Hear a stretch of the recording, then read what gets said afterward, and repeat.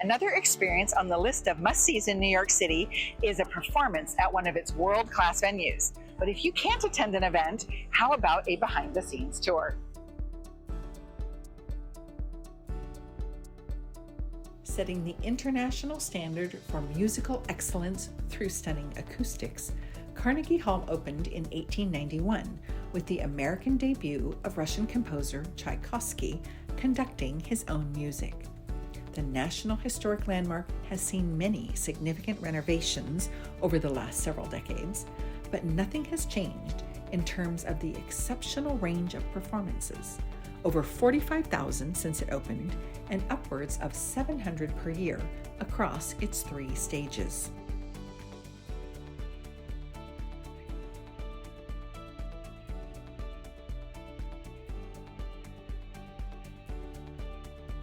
Stories of iconic performers are told in the collection of signed publicity photos lining the walls, as well as in the Rose Museum, which for over 30 years has chronicled the history of the building and the people, groups, and events that made it famous.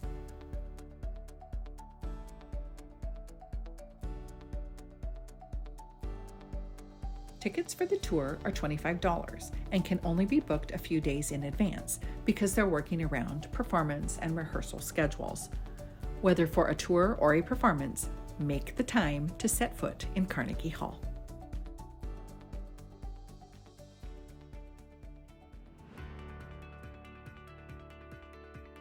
The home to America's oldest symphony orchestra, the New York Philharmonic, the New York City Ballet, the Metropolitan Opera House, Juilliard School, and others, Lincoln Center is a 16-acre campus comprised of buildings constructed between 1959 to 1972. Featuring minimal ornamentation, the center has 30 indoor and outdoor performance facilities, which meant we were not going to see everything on our tour.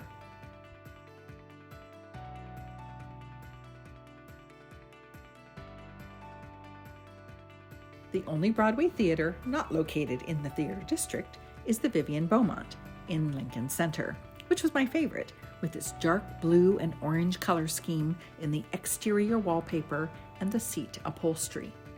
I thought it gave an interesting effect to the auditorium, depending on how much of the pattern was in each seat.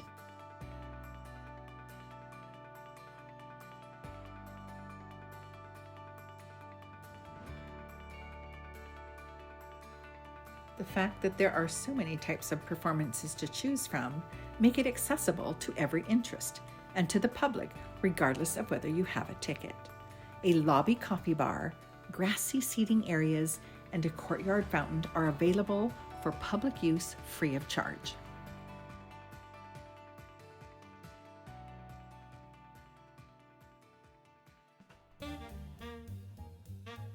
During the Depression in 1932, John D. Rockefeller left a lasting impact on the city's architectural and cultural landscape by building a palace for the people, a masterpiece of American modernist design, offering high-quality entertainment at prices ordinary people could afford.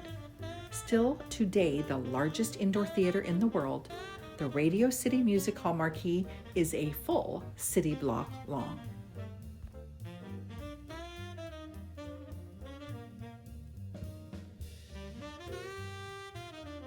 Inside, the grand foyer is grand indeed, with dazzling chandeliers that are 29 feet tall, weigh 4,000 pounds each, and take 8 hours apiece to clean.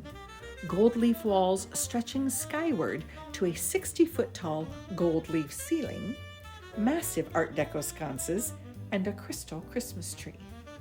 At 2,400 square feet, the Fountain of Youth artwork in the stairwell is so big the canvas had to be laid out and painted on a tennis court before it could be transported and installed. But the grandeur doesn't stop there. Even the restrooms have large lounging spaces with murals, foot pedal operated hand dryers from the 1930s, and the original mint green sinks.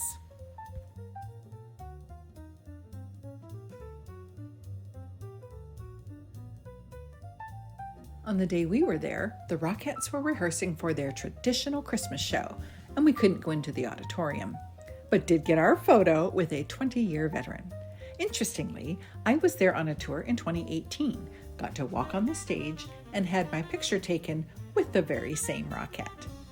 It has been said of Radio City Music Hall that it expresses the highest ideals of architecture and design, stands as a symbol of optimism and hope, and needs no performers because the house steals the show.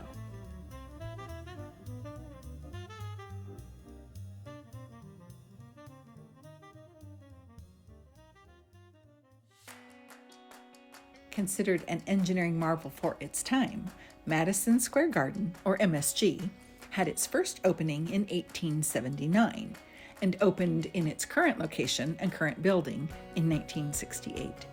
Hosting hundreds of events a year, it is celebrated for its circular shape and unique cable-supported ceiling, and of course, being the home of the NHL's New York Rangers and the NBA's New York Knicks. Sometimes there are several events on the same day, and they can transform the venue for specific activity within hours by placing the flooring right on top of the ice.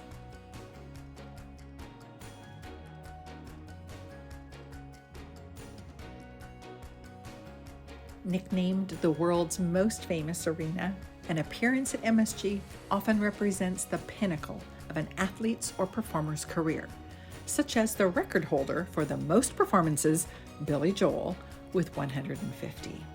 Many iconic names have played here, and walking through the concourses, there are plaques with defining moments scattered around the periphery, making it almost as much a museum as a venue.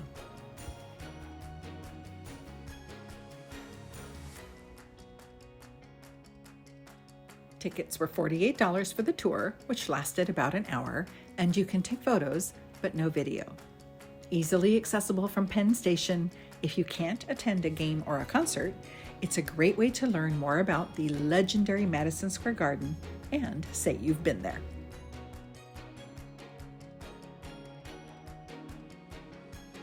I've never been to a performance or an event at any of those venues, so there are some things I need to add to my bucket list.